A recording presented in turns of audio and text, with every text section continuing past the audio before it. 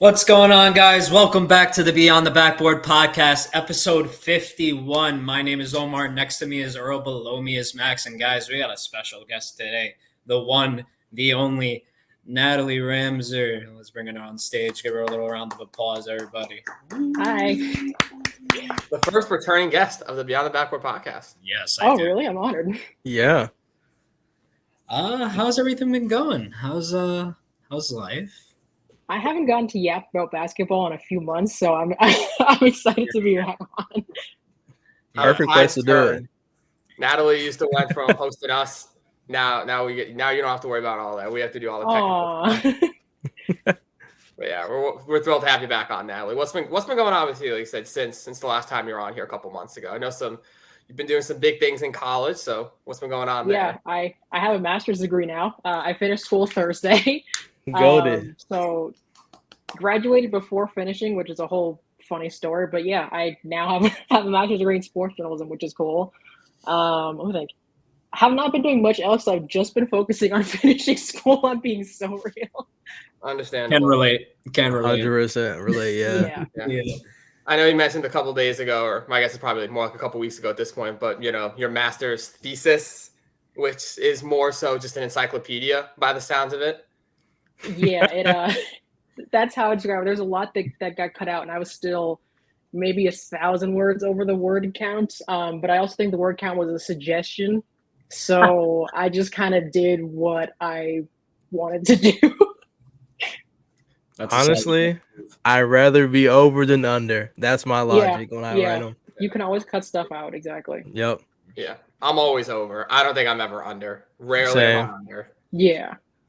All right, so I guess we have to talk about this because we talked about him a whole lot on the last time we were on this podcast. Denny Avdia is going over to the Portland Trail Blazers. How do you feel about that? Give us your thoughts, and how do you think he's going to work out over there? Can I just start by telling you what happened when I found out about the trade? So absolutely. I remember in February when Gaff got traded, I told Earl to call me if Denny, Corey, or Gaff got traded, and I was in Phoenix on a golf course, and my phone rings, and I'm like, there's only one reason why he'll be calling me, and I just remember just feeling like not great, but had to finish doing what I was doing. And the Denny trade, I found out kind of similarly. I am walking back from Target, running errands. I have food. I'm like on the street waiting to cross. I pick up my phone for no reason, and I just see a bunch of texts. And at that point, I decide to open Twitter, and I just see the picture of him in the Woj report, and I'm like, hold on a minute. I'm like, this is a really cruel joke, right? Because the night before, I was talking about how, there was the McCall-Bridges trade, and my friend goes, what other wing duo is getting split up? And I was like, not mine. Turns out I was wrong about that. 2 days before that, the Bruins traded one of my favorite hockey players. So I was just, it was not a good week for me in general as a sports fan. But I remember standing on the street corner just feeling like sad. My brother FaceTimed me and laughed at me, and I just hung up on him. I was like, I'm not dealing with you right now. Do not talk to me about this. It took me a few business days to get over it. I'm not going to lie. I'd expect nothing less from a sibling, honestly. It took me I was like, I don't want to talk to you, and I just hung up on him. Damn. I find it enjoyable the fact that when Denny Avdia gets traded, people don't more so think to go to Twitter or go to the PSF app. They think, where's Natalie's phone number? What's the quickest way I can reach her? I saw Travis in our group chat for the Sleeper League, bunch of people on the PSF chat, and I'm just like, I literally open my phone and I see Twitter, and I'm like, no, there's no way. I'm in an NBA Twitter group chat, and somebody goes, we have some bad news for you. And I'm like, this is a joke, right? I really felt like it was just a bad prank for a few minutes. Yeah, crazy thing is, I couldn't. If you see Travis, it's over. Terrible. Yeah. If you see Travis' message, it's pretty much breaking news, related. So seeing Travis in the chat, putting that is hilarious. Oh yeah. I remember that. Yeah. I feel like I haven't heard from Travis in a long time, actually. It's been this whole summer, I think. Yeah, he's been locked in. He's been pretty busy with school as well. Mm-hmm. We got our chat's full of actually very intelligent scholars. Yes. Despite some of the low basketball IQ conversations that sometimes That's go on. crazy. I remember there being like a whole riot like last time. It was my trade with Shams. And then everybody was convincing him to don't trade me the trade. That was so crazy. You're in a lot of it was controversy. like a trial at that. I felt like I was like in a jury watching y'all debate that. Because he accepted the deal. He looked at it, he accepted it. That should be it. Order in the court. Didn't you have the Max thing too? Like you're just in a whole lot of different stuff. The whole Max flipped a coin and all this stuff, and I had to vote for something. It didn't matter. That was a lot. For the sake of this podcast, we're not gonna bring it up because Earl. If you know, you know. If you're watching, you were there that day. Yo, if you bring it up, I'm done. This is what happened behind the scenes. They called me and they told me, "I need you to come up with a solution to resolve this." And I said, "Whoever wins in the game gets the trade to go through or not go through, whoever side it was." And they both agreed on it. And Omar got mad. He quit, and then he blew up the chat with a whole bunch of messages. I was thinking about something earlier. Yes. There was another? Yeah, it's hard to keep up. Omar's in a lot of trades. I think this summer being accepted, not accepted, whatever. It's been a crazy summer. Maybe it was just like a game. I wouldn't call myself dramatic. I would call myself passionate. I like that one. That's passionate. That's perfect. Passionate about my players. Yeah. Even though they don't know I exist. Like that It's time. like how Natalie is passionate about Benny, except Benny actually does know you exist. Facts. Yes. That is true. It just felt like that time that Julius Randle didn't even look at me in the eye when he was signing my stuff. Oh. Yeah. This is why Denny clears. Denny, I mean, I know we talked about in the last podcast, but from what it sounds like, your interaction with Denny was just great, and that's why you're still. I'm assuming you're still going to be a big supporter of his, even though now he's in Portland. Yes. What's interesting is Portland's a team that I have mixed feelings about, for a variety of reasons. So I'm like, that could get interesting. It looks like he's excited to be there. Like I think he said he was asleep when the trade broke. I saw that, and I was like, yikes. He said on national TV, he was like, "Yeah, I told my dad to wake me up if something happened." So I guess that's, what happened. I'm like, I don't know if you'd say that on national TV, but do whatever you want. Yeah, I think he was overseas. That's why. He was. It was like 2:00 in the morning, which like even during business hours, like the trade was happening an hour later. It's like, could they not have done it earlier? I don't know. That's not for me to figure out. That's a little above my pay grade. But I also like Klingon a lot, so I'm excited to see how the two of them kind of fit into that Portland system. So I'll be watching for those two specifically. And to see how healthy Time Lord is, because I honestly liked him a lot when he was healthy. Just honestly forgot what his game was like. So looking forward to remembering, how he actually plays. Yeah. That is How true. confident People are forget you about that him. Denny's gonna have a good role in Portland? I mean, obviously it's a young team. It's probably a good situation for him to be in. Do you think he's gonna get a lot of like ball handler roles? Are we gonna see point center or point forward Denny, considering they have Scoot and Simons? Are there any worries there?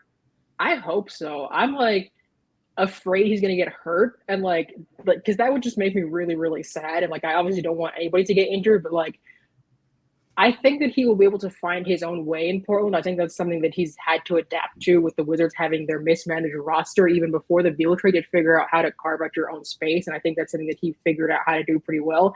He played point guard one game, and I missed it because I couldn't watch it because of League Pass. But I remember he played point guard, almost had a triple-double while battling a high fever. So I think he's going to be okay.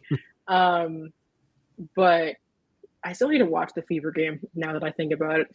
But yeah, I think he'll be fine. Yeah. This is not to say Denny won't get time, but I look at the Portland Trailblazers and I see like a lot of mismanagement. I don't know what it is. I think they have a player too many, low key. Like, remember how I always used to talk about how the Rockets had like an oversaturated roster? Yeah. I think Portland's kind of getting to that point too. I think Portland is already at that point, and I low key think they were at that point last year. Look, you have three amazing players that are all ball dominant. Shadon Sharp, you got Scoot Henderson, and then you got Anfreen Simons.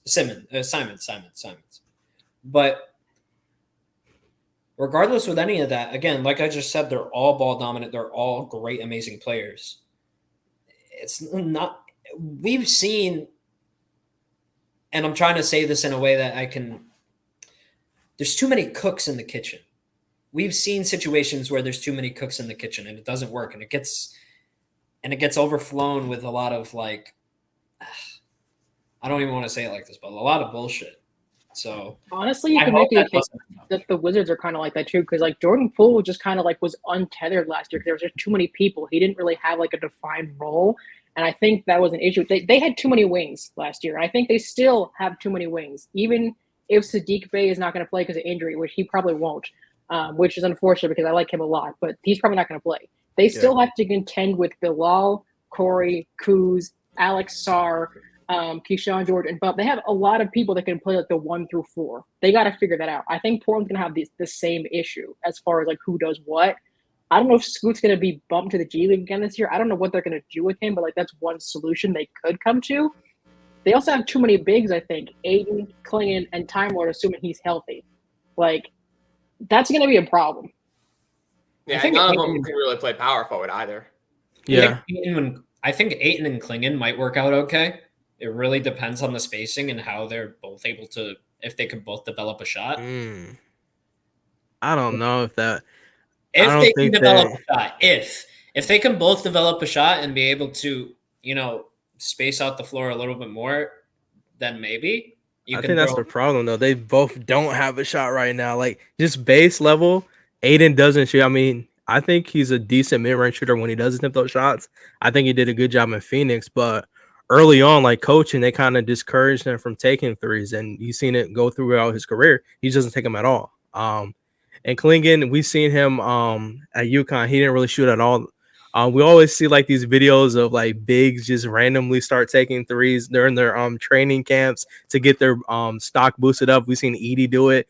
Do I expect Edie to go out there and shoot a bunch of threes? No. So I don't think that's something that's just going to develop overnight. So they have a lot of decisions to make as far as bigs. And I agree with guards too. They have a lot of guards. It's like they're really stacked in guards and center position. So I definitely agree with that a lot. They got to make some type of trades. Like Max said forward, like is Eddie the only like power forward they have? Technically he's a 3, but like I feel like they don't have enough wings. Like that's something about that. It's weird. They have too many guards, too many centers. It's like, do you move Sharp to the 3 and then Denny's the 4? Is Denny? Yeah. I agree with you. I think of Denny more as a 3. So is he the 3? And then you're playing some combo of like Ayton and Rob Will or Ayton and Klingon. Like it gets. Do they still have Malcolm Brogdon? Do they still have Brogdon? No, Brogdon they traded to DC. He was part of that trade. Oh, okay. I forgot. Okay. What is he gonna do on the Wizards? Is the question. That's crazy. I don't know. And they also have to worry about Chris Murray as well. They got. Oh, I forgot about Chris Murray. Yeah, Jeremy Grant as well. Shadon Sharp. Oh, okay, so we got some forwards. Yeah. Okay. Delano Banton, Matisse Thybulle. I mean, Matisse can scoot, but and Green Scoot, Donovan Klingon. They have a nice core. They just need to. It's just needs developing. Yeah, I haven't got to the point in my observing report that I can be their unofficial GM yet. That's the next step. Now that I have time, I can do that. They need an intern. So I need to figure out all the depth charts for the Wizards and for the Blazers this season because it's going to be interesting to see how they line that all up. Yeah. Speaking of depth charts, you touched on it a little bit earlier, but since we haven't had you on the podcast pre-offseason, I'm interested to know your just kind of macro thoughts on the Wizards offseason, how their draft went, obviously picking up Valanciunas in free agency. Obviously, we've touched on the Denny trade a little bit, but how do you think the team is shaping up? Have you done the Natalie depth charts yet? Are those in progress? Are those finished? Like, how's that going?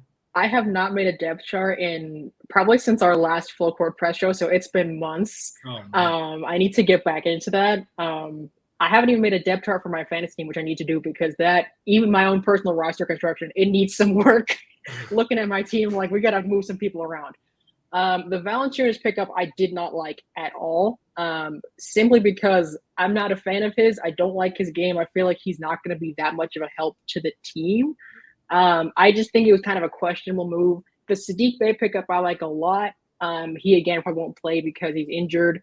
But eventually, I think if he comes back, you can then flip Kuz and have Saddiq Bey start the 4. That I'm a big fan of. I think that Kuz should have been moved, not this offseason, but last offseason where he's on that contract. I also think that because there was all that chatter about somebody trading with Sacramento for pick 13 in this draft, I don't know why the Wizards didn't do it. They could have traded Kuz to Sacramento and gotten Carrington with a 13th pick, and they didn't. I don't know why Portland's package was that much better, because now you have a vet in Brogdon to contend with and too many guards, and I just think that it's a little bit weird that they went about it that way. So even from that standpoint, if you look at, taking Denny out of it, I don't like that trade in general, including when it just rubs salt in the wound. But that trade was not great regardless, in my opinion. So I don't know why they decided to do that. I think Alex Sarr has a lot of work ahead of him. And that's a good thing. He's a rookie. He has space to make his mistakes. He's going to have, Carrington, I think, surprised everybody. I like him a lot. Not his fault that, I've told nothing against him because of the Portland trade. I'm happy that he's on the team. I like him a lot, and I think he's going to be, really good on the team. I like all the rookies, actually.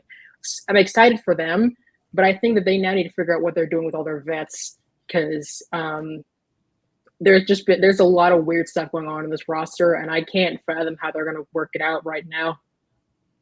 Do you think there's a world where perhaps the vets role and maybe the logic, whether this is just winds up being right or wrong, but maybe the logic behind getting a Valanciunas in free agency or getting a Brogdon via trade is to kind of be almost just as much mentors as they are players? Because obviously you've got Poole at the point guard position who, from what we've seen, has not played like a true point guard. Maybe putting him next to or having him learn under a more true point guard like Brogdon could be beneficial. And same for Sarr, maybe someone like Valanciunas, having him in the locker room to kind of teach him the positions. Obviously, Valanciunas get a good amount of minutes, but eventually kind of wean that down and give that more to Sarr. Do you think maybe that's a world that you could see happening where it's more of a mentorship thing?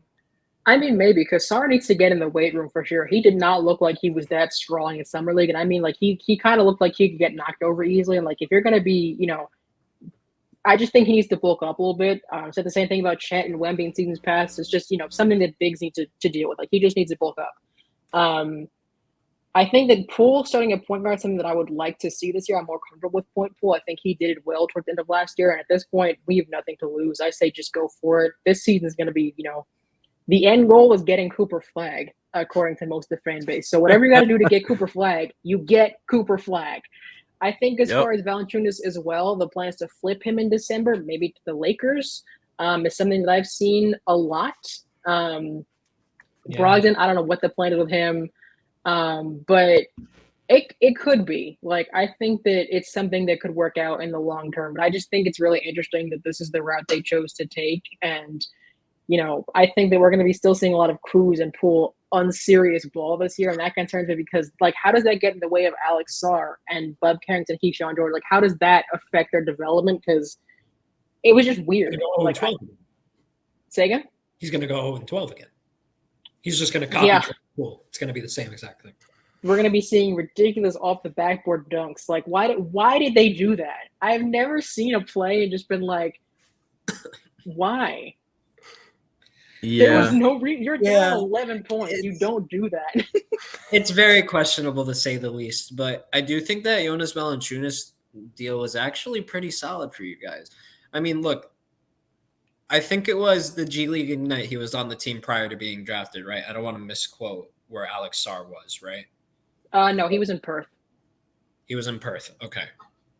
I could swear he was G League. Anyway, they were telling him, wherever he was, they were telling him, you got to be more physical. You got to be in the paint. You got to be more physical. I think he has the ability to do those things. I still do think so. He needs to learn a lot more about his body control. Yes. I don't know what it is, but he doesn't play like a 7-footer. He looked like he was afraid in Summer League. Yeah. He looked scared. Yeah.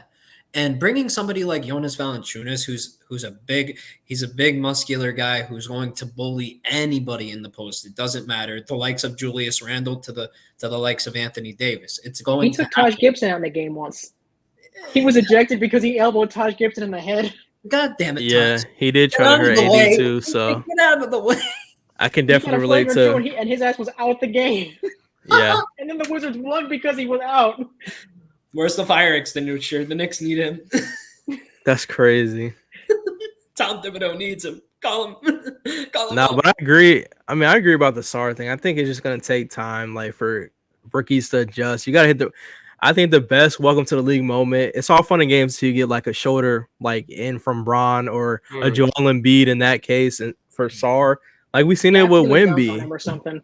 Yeah, exactly. Like we seen it with Wemby. Like he played against Joel Embiid. Joel Embiid had like 50 that game. Like he just put his body into him. He couldn't stop him. Like you just have to get stronger. So I think year one, I mean, I still don't think there should be like so much pressure on these rookies. They're gonna learn. They're gonna get better. Only way to get better is really to get beat up out there on the court, like it happened. So hopefully he can kind of adjust. I agree. He looks a little bit unsure about his offensive game in general. I mean, we all seen the game where he couldn't really score at all. I think he has to. I forget what vet said this, but maybe it was Tim Duncan. I forgot. But he was like, he always came into a game with like 2 or 3 set moves that he can always go to score, like easy go-to buckets.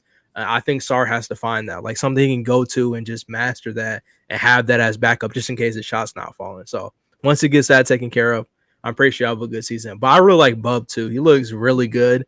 Really surprised, I feel like, for a lot of Wizards fans out there. He played great in Summer League. He was one of the more exciting players to watch throughout the whole tournament. So I'm excited to see what he does. It gives me another reason to watch some more Wizards games. But I know at the cost of Denny, it sucks to compare. But if you don't look at those two things together, I think he has a chance to be a great Wizard player for the future. So yeah. What's kind of funny is Bub popping off at Summer League kind of like put a Band-Aid over our collective angst about Denny just being yeeted off the team. Yeah. Much needed Band-Aid. And then for sure. And then Bubs are playing really well, and it's like we got something. It's like we can work with this here. They're very different players, obviously, but it was like this is like, you know, we like him. We can build around him, but like it was just like putting a Band-Aid over all the drama. It was crazy though, because he really just started off hot and he kind of just played through the whole Summer League consistently. So, and not a lot of rookies did that. So that's why I give him his credit. And I agree, it's not like Denny's, this is the replacement. It's nothing like that. It's just the fact that, okay, we can rest easy knowing that. I mean, we have something else to look forward to as far as like just the future of the Wizards. So I like him a lot. I think he's going to be great for that team. Yeah. Do you have any other rookies that you saw maybe in Summer League that stood out? I mean, we talked a little about the Wizards guys, but anyone else that you saw that you might have your eye on for this season? Maybe a future Wizard?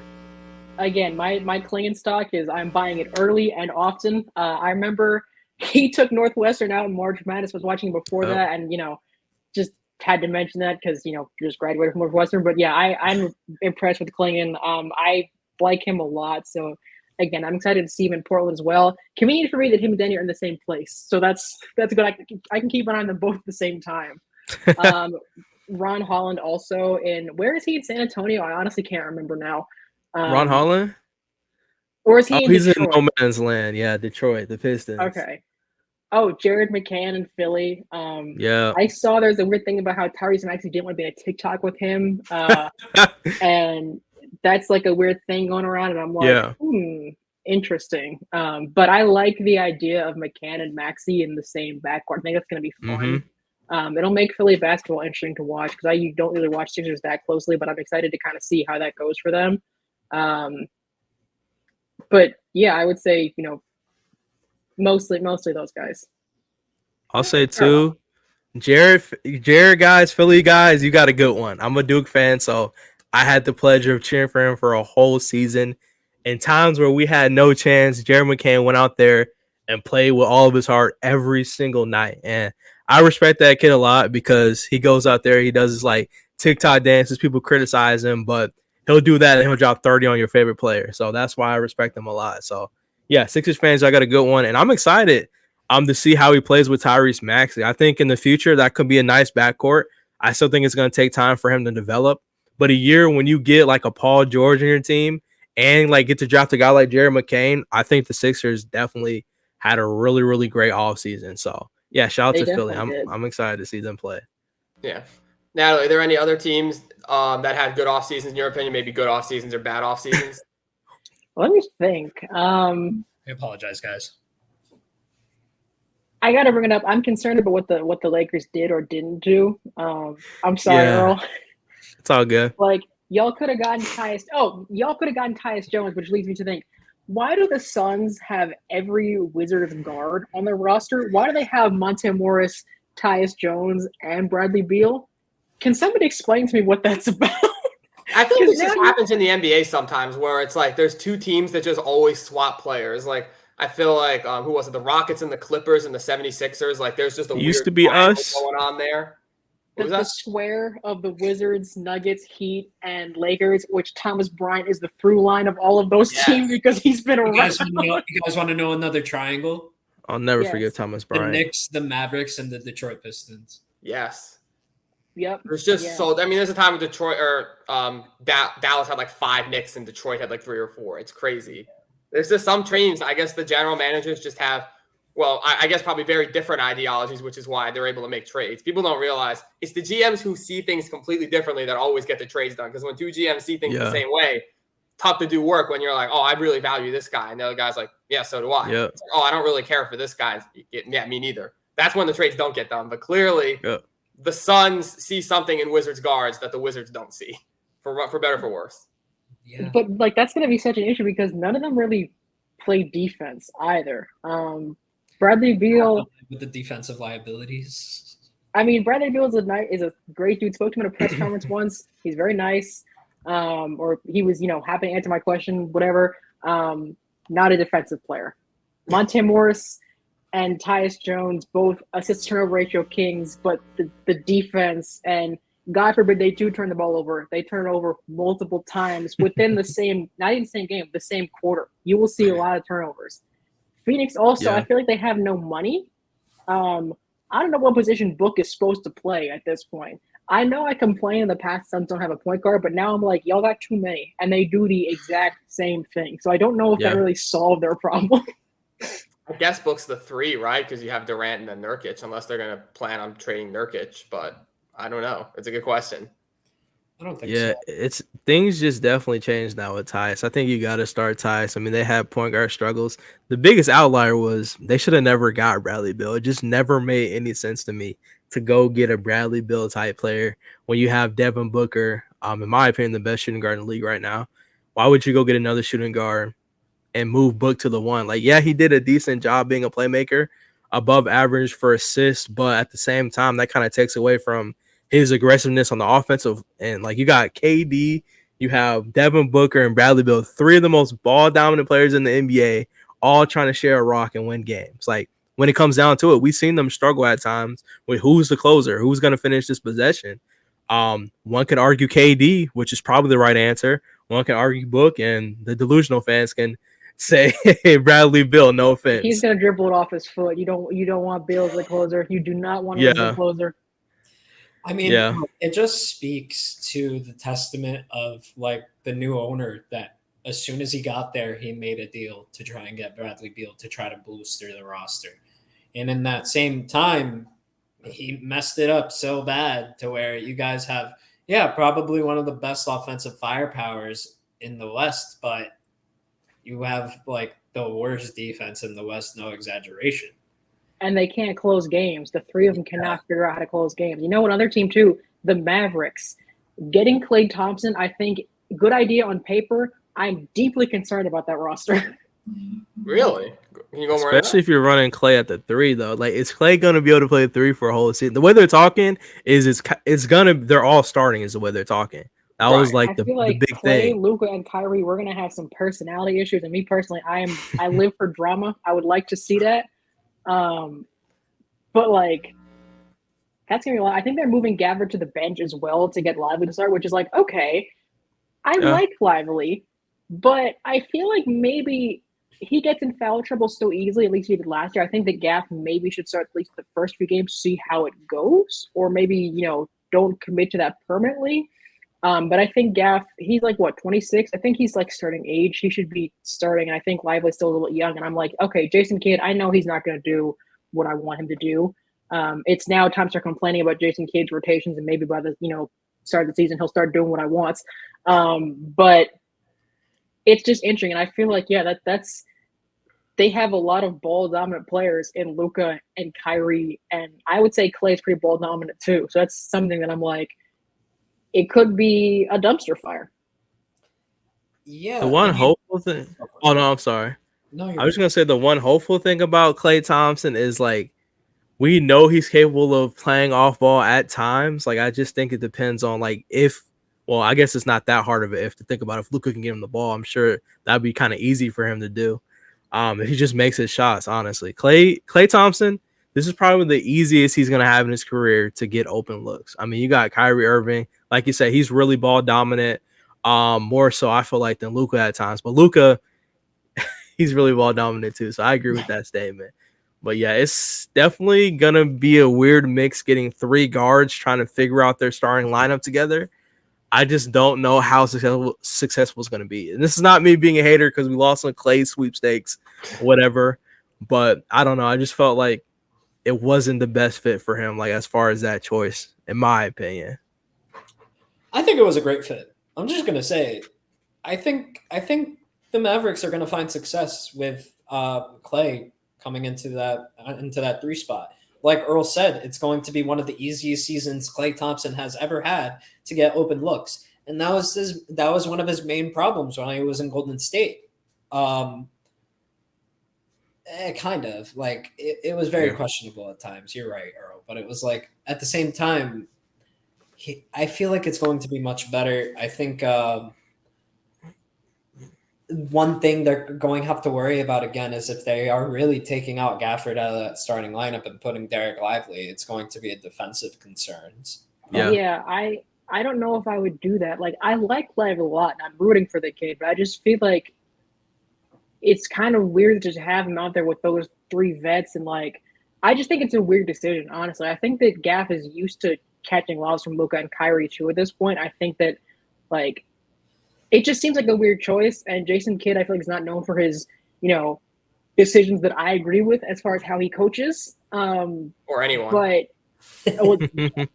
But I just think it's going to be interesting, and I feel like I would still start Gaff unless Lively proves that he should be the starter, which maybe he will. I'm not saying he won't, but I just think that's an interesting choice if that's really what they're going to do, and probably not a move that I would have made. Yeah, I agree with you. I wouldn't do that, but I would try to find a defense that would be comparable with also trying to fit them into the starting lineup at once. And I'll be the first one to say it's going to be hard to do that. Do I think Klay Thompson can be a 3? Of course. And I think he can do it without a shadow of a doubt. But what we've seen a lot in this league is the fact that the age-old saying, and the age-old saying is the defense wins championships. If you don't have that defense and you don't have that roster construction to be able to cover, but at the same time get back on offense, rush back on offense and get a bucket, it's going to be very hard. And I see one side of the ball for the Mavericks. I just don't see the other. Yeah. Omar, you mentioned there defense wins championships. Natalie, I'll start with you, but I'll also open it up to the rest of you guys. Who do you think are kind of like the heavyweights going into this season? Obviously, I mean, the Celtics are the incumbent champions. I don't think anyone is picking them as like a team that's going to fall off or have like a championship hangover. But who else do you guys think is in that same conversation of a team that like could take it to the Celtics either in the East and keep them out of the finals, or a team that this time they run into in the finals and they really have their money cut out for them? Because as good as Dallas was last year, it felt like for 4 of those 5 games, the Celtics had them covered pretty easily. So who's maybe a team or two in the West that might give them more of a challenge? Yeah, it's interesting because I feel like the Mavs kind of weren't ready last year. Like, they proved in series after series that they were just kind of getting by, and they didn't seem ready for the finals. And the Celtics were just too good. I also had a thought that the Wizards' transition defense is going to suffer a lot without the end of the team because he was, I would argue, the fastest. But that's something they can figure out. Again, I'm not the coach. Brian Keefe can handle that. But I think that in the West, OKC added Caruso, and I think that's a big deal. I think that's something that's going to definitely help. They I think had a good thing going previously, but I think that adding Caruso is going to definitely be a big thing for them. I could see the Sixers knocking the Celtics out of the East. Like, if they get it all together, like if Paul George really, steps up and like if they stay healthy, I could see the Sixers giving the Celtics like a hard time getting to the finals. But coming out of the West, I have expectations for OKC. I think that this is going to be a year where they take it at least one step further. And it's going to be, I think, Caruso's going to have a lot to do with that. I think he fits in really well with the younger team. I think he brings intensity and energy, and I just think that he fits really well there. So I don't know if they're championship ready, but like OKC, I have high expectations for them. Yeah, that's a good one. I feel like I like the pick of OKC, especially like Hartenstein as well being added. I feel like Chet, he's in that category of a guy who has to put on a little bit of weight. I mean, we see him get bullied quite a lot on the defensive end. Like, yeah, he'll have his moments where he gets good blocks, but when he's playing physical bigs, it's a little bit harder for him to navigate. So I like the OKC pick. Another wild card I might throw out there. I'm not gonna say the Lakers, no bias for me today, but just know is I still believe that we are the team that beat the Celtics with just Austin Reeves, but that's a story for another day. Who's nothing for? Hey man, Wasn't I'm it just Reeves saying. and Rui and D'Lo too? That was a Sorry, team. man. It was Reeves, D'Lo, Rui took them out, easy work, and that was sadly the game. Vando got hurt, but we won't talk about that. I think my sleeper pick probably will be the Pelicans. If the Pelicans keep the same roster and they stay healthy, I think they have a really good chance to compete. Brandon Ingram signed the contract. I don't think there's any team who's going to pay you the amount of money that you want, and you'll still be able to compete at a high level, in my opinion, unless you go to like a Portland or go to the Pistons or one of those type of teams. So I think you stay home. You got a new point guard in town. That lineup could be very scary, in my opinion. But I think that's if Ingram stays, they have a good chance to compete. And Zion stays healthy. He's been looking good so far on his off-season work. Just hoping he continues his healthiness. Because last season, he had a really underrated season. Not a lot of people talked about it. He had, honestly, I think his best season of his career so far. So if they can keep things together, I think the Pelicans, they already have a really great mix. Like we talk about teams who have good defense and offense. I think the Pelicans are up there. I mean, Herb Jones, Trey Murphy as well. Yeah. I mean, CJ McCollum's not a great defender. So they need CJ to lock in though. Stop podcasting. Stop doing whatever else you're doing. Like just focus on the game. Exactly. Yeah, but I think I'll go Pelicans if I'm being honest. I think that's a good pick. Yeah, I mean, I feel like at this point I'm almost sick of picking the Pelicans as my sleeper team because I feel like they've been like the sleeper team, or at least the team I've thought of as a sleeper for like the last few years now, and they haven't gotten out of the first round. So I might be done banging the Pelicans drum for a little bit. I'll throw the Timberwolves hat into the ring here. I think a lot's going to rely on their rookies because other than their rookies, they're running back a very similar team to last year. I know they lost Kyle Anderson, but they do have like Rob Dillingham now, someone who could go in and like replace some of that production. So if Ant is able to take a step, if Cat and Gobert continue to work out, I mean, obviously they just had a fantastic year working together. If the rest of the league doesn't come up with like some sort of game plan that blows that up, I do think the Timberwolves could be dangerous. I mean, Ant taking another step, if Conley doesn't fall off a cliff. We did a coaching tier list last week. We all put Chris Finch very high. I think we all know what he can do in terms of coaching this team. So I think the ingredients are there, kind of similar to the Thunder. Having made it deep into the playoffs last year is only going to benefit this Timberwolves team, and being able to come back and do it again, maybe having a better understanding of what it takes to get to the finals. I think they're definitely in with a shout this year. Yeah, I like that. You guys all have really valid answers. So I'm gonna give two teams. So I'm gonna give a West Coast team and an East Coast team because it seems like we got Western centric teams. So I'm gonna go both sides here. So West Coast team, we're gonna go with OKC. I think they're going to land at the top of the standings once again.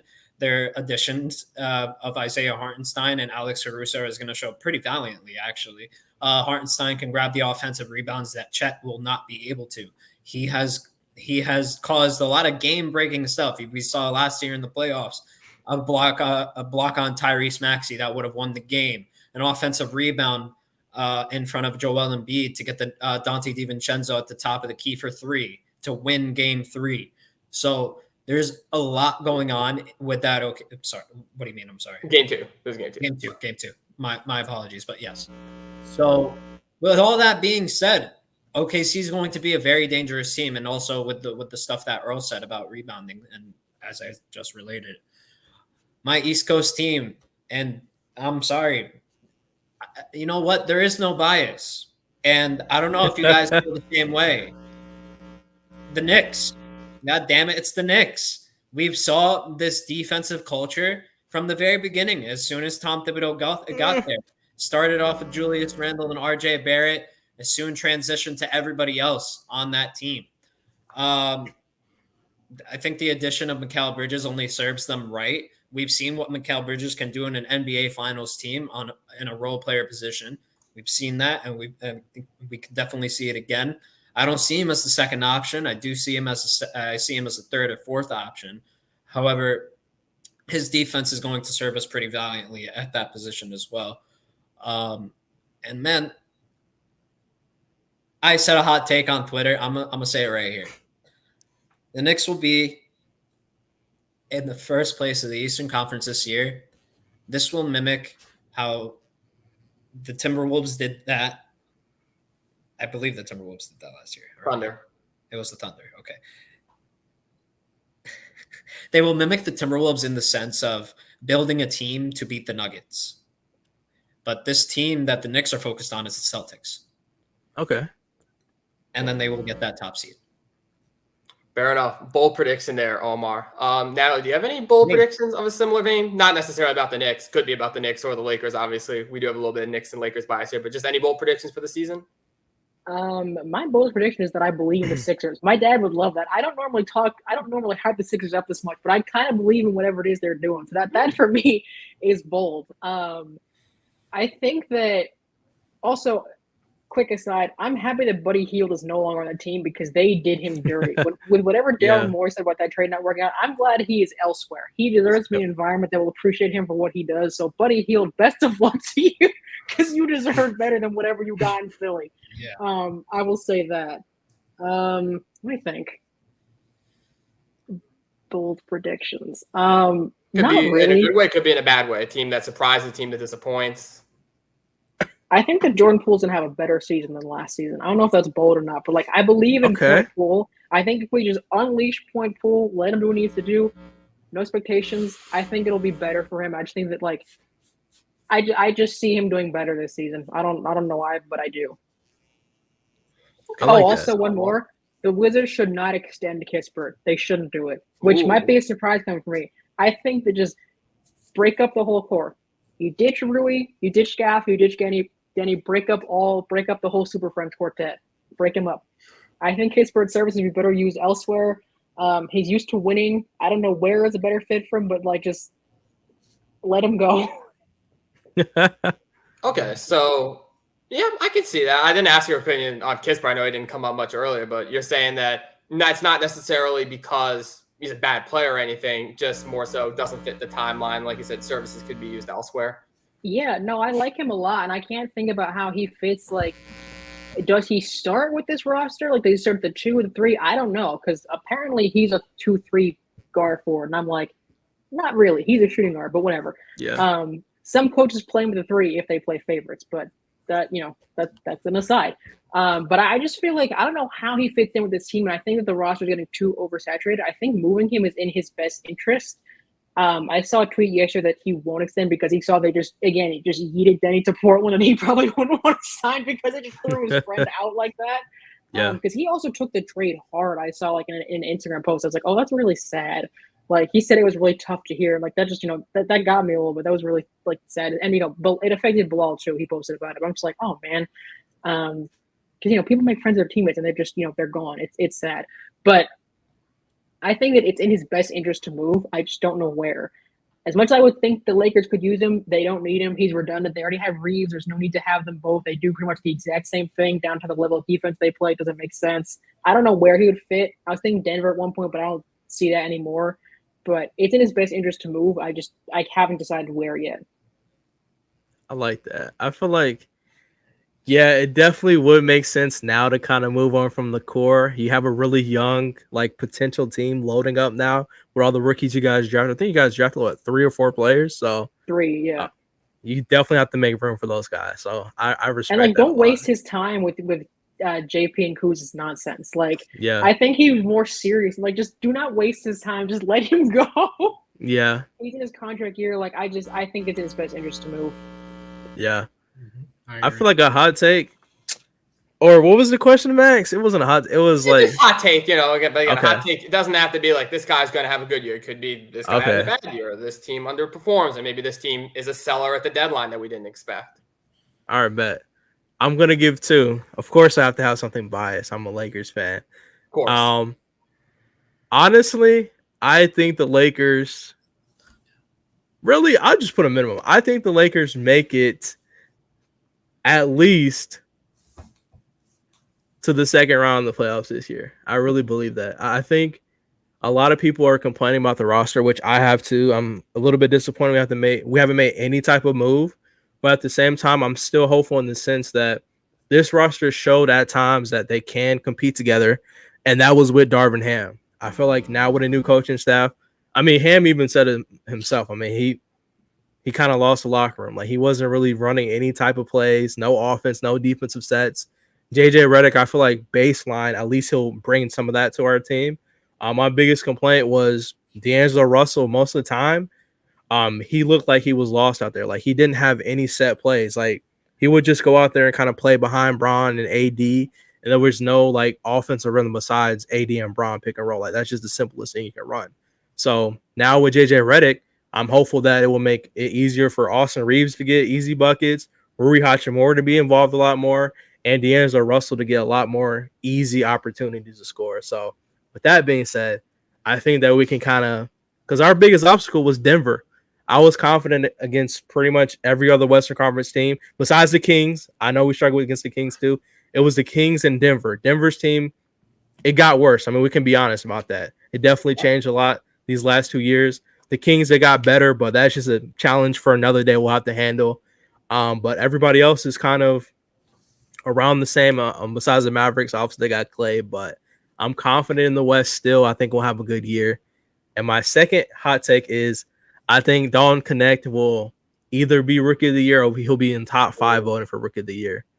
I think he's going to have a good impact. He's going to have a lot of chance and opportunity to grow, especially we haven't made any moves. I think he can play that Austin Reeves role off the bench 2 years ago where he's a spark for us. That's something we've been missing. So I definitely think he has a chance to compete for that title Rookie of the Year. Yeah. Omar, you want to go?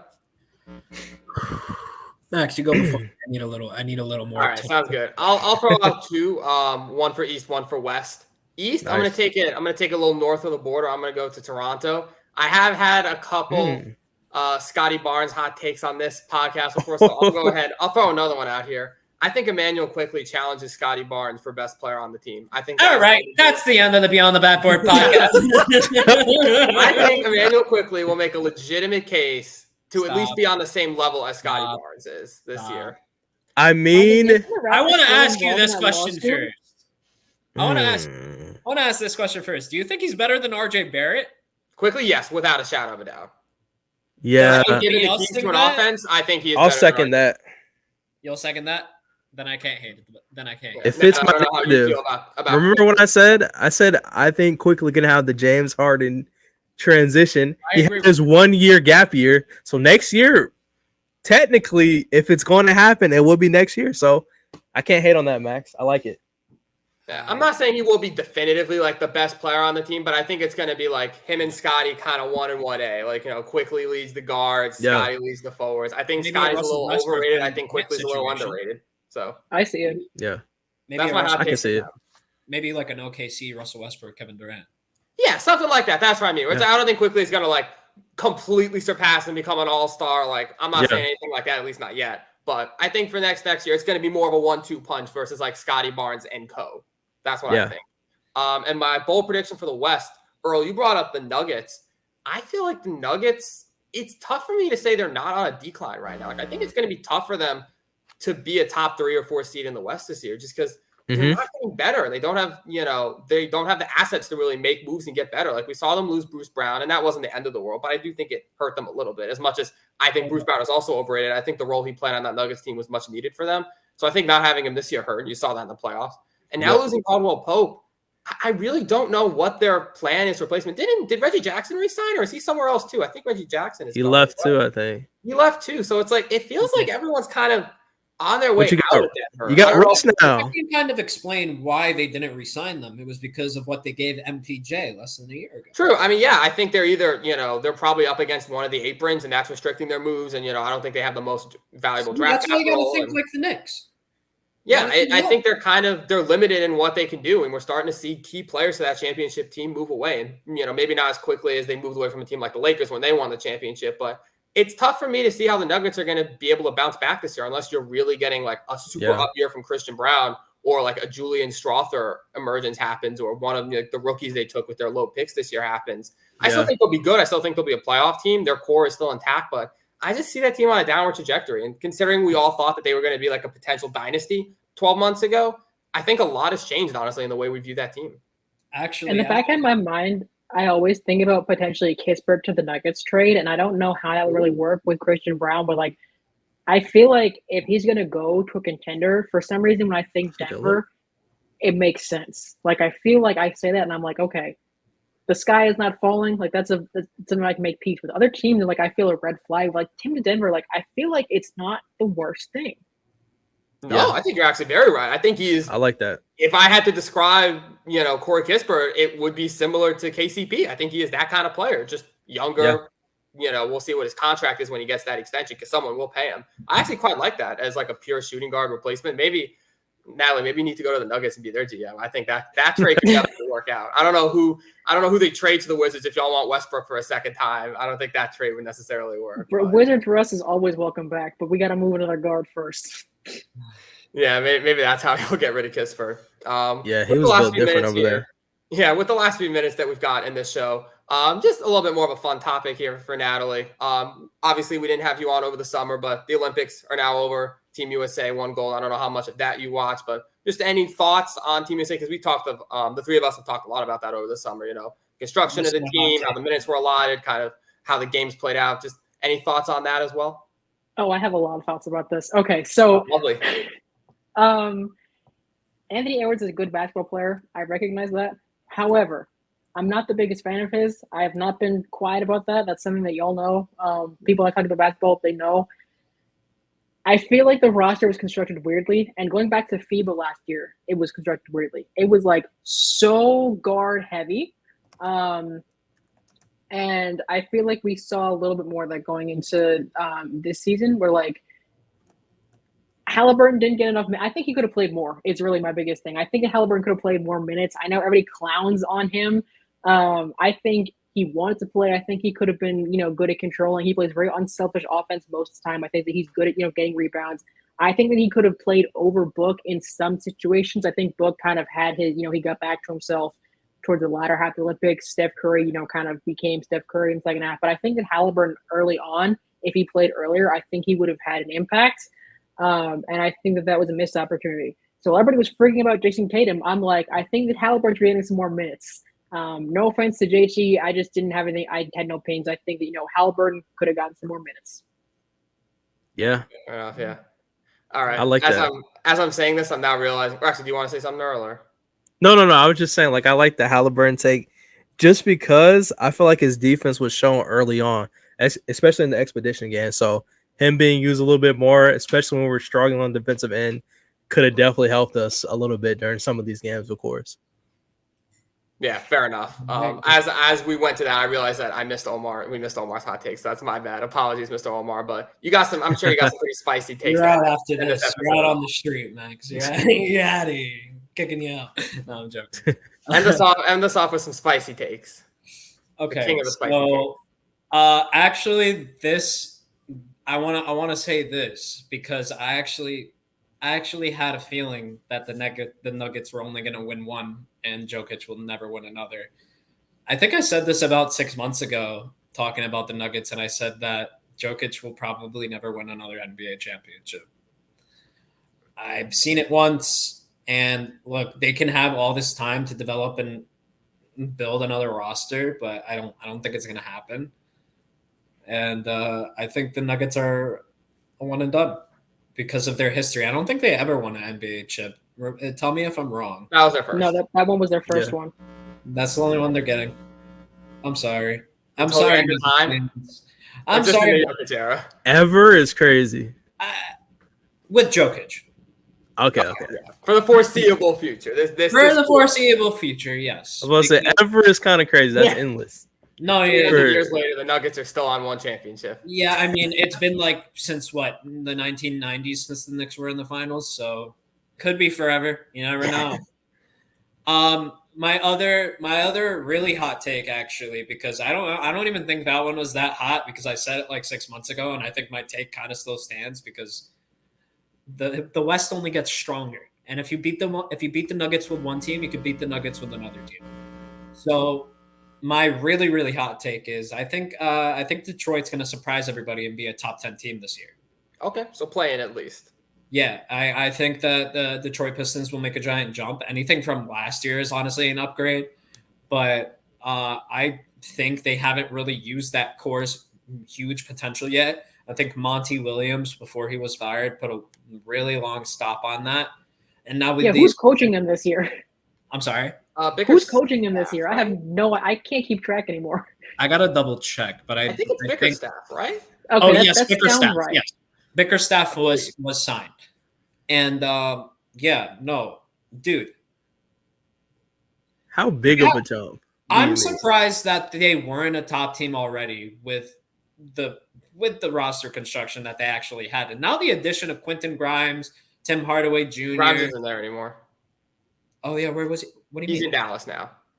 That's another one of my hot takes. Is I think. Oh right. I'm sorry, it was the other way around. Out a different episode. See, this is why I said the triangle earlier, because I think the trade was Tim Hardaway Jr. Yeah, it was. Hardaway's now on Detroit, so. And Tobias Harris. Like, we can't. I get it. Tobias Harris wasn't that good in Philadelphia prior to being traded from. He's the answer. The Pistons. But, dude, if he just comes off the bench, why the hell not? I think the season of Jaden Ivey is now. I agree with you, Omar. Now, yeah. Cade Cunningham, Jaden Ivey, Jalen Duren. It's going to go crazy. They just need Cade to stay healthy, and I definitely can see that take developing well. 100%. Yeah. It's not even a crazy take. It's just like a top 10 position. I feel like that's a decent I like it. take. Do y'all have anything to add to that? I agree. You know what's funny is I gave a really specific Wizards take once. I said they're going to win 6 games early in the season. One will be on a Tuesday at the in-season tournament. They'll win like that first game, a game they should not win. They'll have like 3 2-game win streaks. They will not see a win for months after that. They will win 6 games early, and then they will be in a win drought. So almost like the Jazz are every year, where it's like they start off like really hot for no reason, and then it just kind of regresses to the mean. Yes. Think like the Wizards 10-3 start 2 years ago, but they'll win like, the second game of the season, in-season tournament on a Tuesday. They'll have like 2 weird win streaks, and then February we might see a win after that. But I'm thinking like November to February they'll get close many times, but they will not win. Yeah.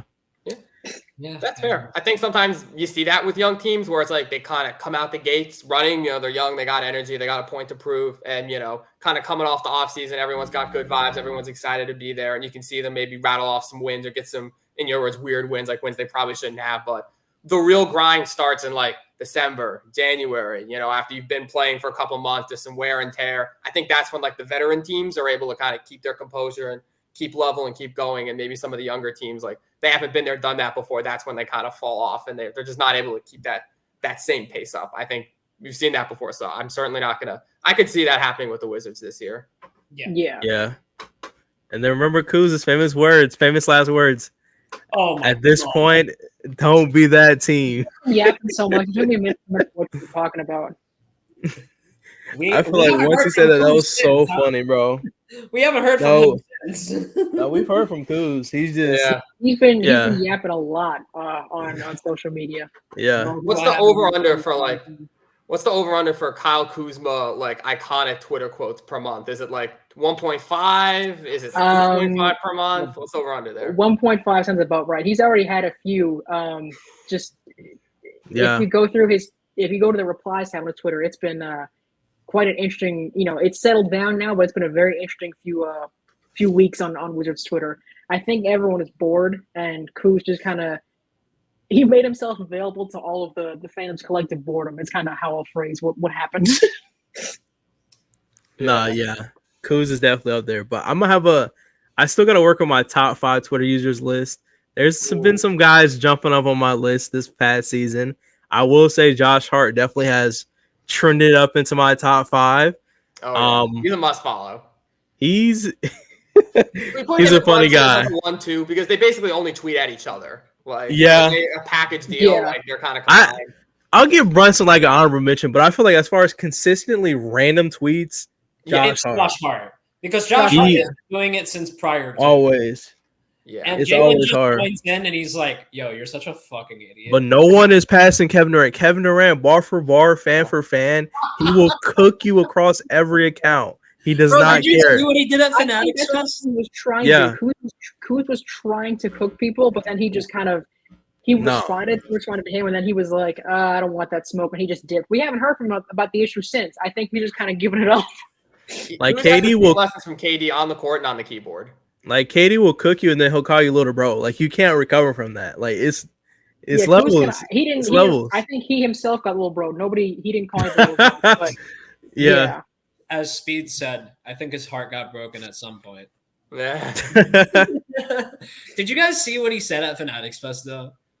He No, I missed that. I loved the Knicks growing up and everything like that. And then he called somebody out in the audience.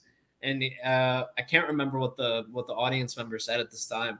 But he was like, Kevin Durant was like, stand up, stand up, stand up. And he was trying to get him to stand up and talk to him. And I think KD was like, oh, I used to like the Knicks. And then I went to Brooklyn. And now I hate them. That's crazy. Yeah. remember In when terms we of all thought cooking that the KD was fans. going to go to the Knicks like years ago? What an offseason that was. Yeah. That was Oh, crazy. We're gonna get KD, Kyrie, Zion. One of the off seasons of all time. Earl, remember the other night, our phone call? Are you talking about the hot take? No, the phone call that we had 2 nights ago about that particular night. And for Which a one? particular hour in that night. Oh, yeah. Omar. Yeah, Omar Wait, definitely had something. Go ahead, tell him. Tell him the All secret right, real guys, quick before we end. gonna extend over a few minutes. I'm sorry, Max. I know you got Good. No, we good. So, okay. I have Crazy to work.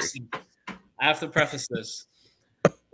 This was the years where even before RJ Barrett and Julius Randle. And there was hype about Zion. There was hype about the Knicks getting the number 1 role.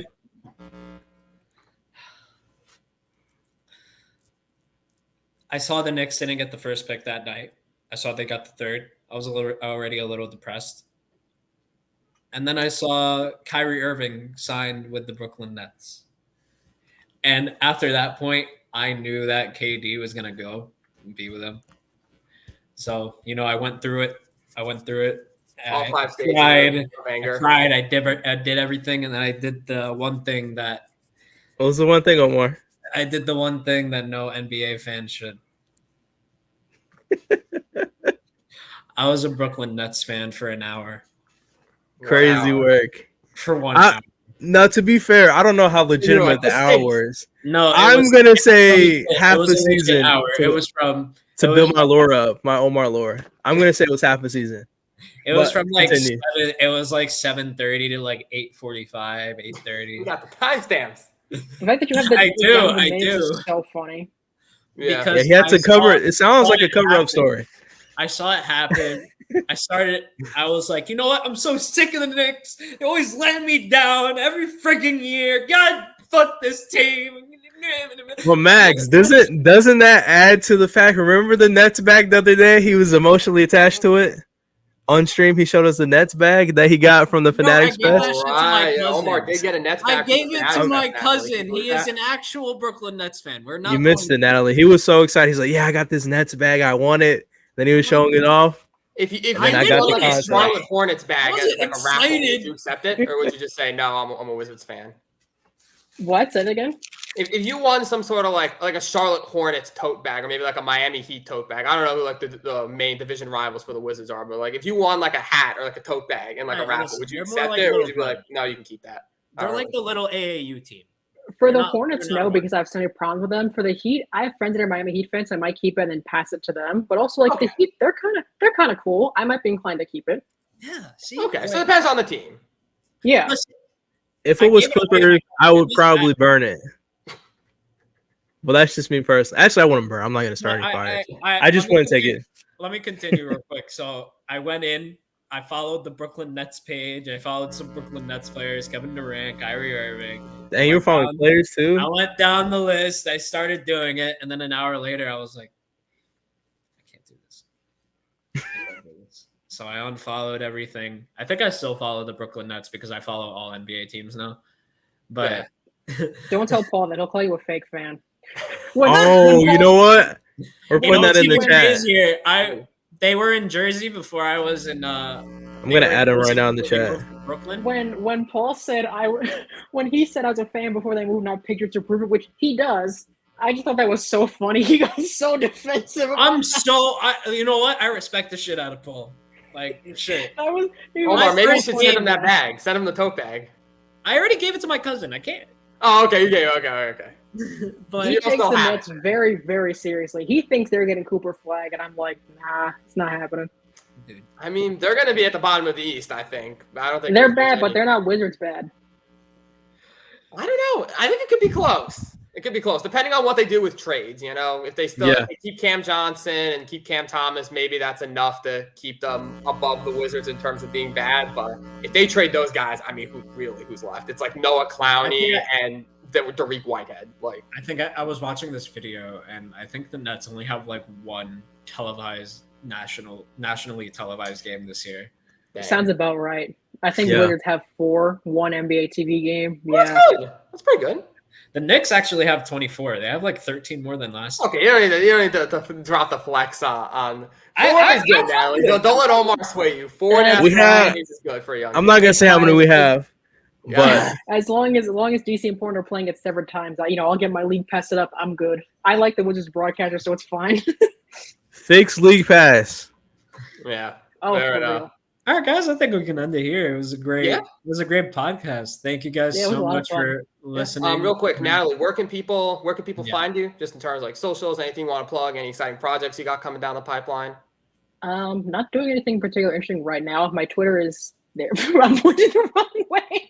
That's so awkward. My Twitter is there. I'm occasionally funny on Twitter. I'm following a hockey goalie signing, and occasionally we'll repost about that if anybody wants to see what I go through when teams are not sending my favorite players, because this is the second summer that I'm doing that. So I'm consistent, but it's mostly active on Twitter, and that's about it. And thank you to the BTB audience for listening, tuning in. This was the Natalie Ramser interview. I'm sorry that I mispronounced that almost. Jesus. No, you're good. But thank you guys so much for tuning in. Listen to us on our podcast here on YouTube, Spotify, wherever you guys get your podcasts. And thank you guys so much. Do turn in next week. Next week is our 1-year anniversary of the BTB podcast. Episode 19. We've got some big things planned for that. So be sure to tune into next week. If you only watch one BTB in your life, you probably watch this one. But if you watch 2 BTBs in your life, it's this one and next one. So tune in. Tune in. We always have fun around here on the BTB podcast. Have a great day.